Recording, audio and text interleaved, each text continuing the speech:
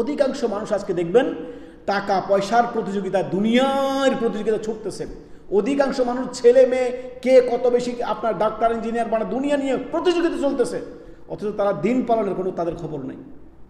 আল্লাহ রাব্বুল আলামিন এই মর্মে সূরা শুআরার আয়াত নম্বর 88 এবং কি 89 নম্বর আয়াতে আল্লাহ তাআলা বলেন, ইয়াউমা লা ইয়ানফাউ মালুন ওয়ালা বানুন, সেই দিন শুনে রাখো, হাসরের দিবসে, কিয়ামতের দিবসে, বিচার দিবসে, ইয়াউমা লা ইয়ানফাউ মালুন ওয়ালা বানুন ইল্লা মান আতাল্লাহ বিকালবিন সালিম, যে এমন একটা সময় তোমার কাছে আসবে বিচার দিবসে, টাকা পয়সা ধন দৌলত স্ত্রী পুত্র দুনিয়ার বাড়ি গাড়ি 4 আনার কাজে তোমার আসবে না।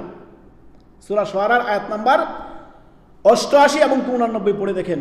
আমরা আজকে ছেলে সন্তানকে নিয়ে আমরা মেতে আছি, স্ত্রী পুত্র নিয়ে মেতে আছি, টাকা পয়সার প্রতিযোগিতায় আপনার বিভোর হয়ে গেছে অধিকাংশ মানুষ। আল্লাহু আকবার। কাজে আসবে না।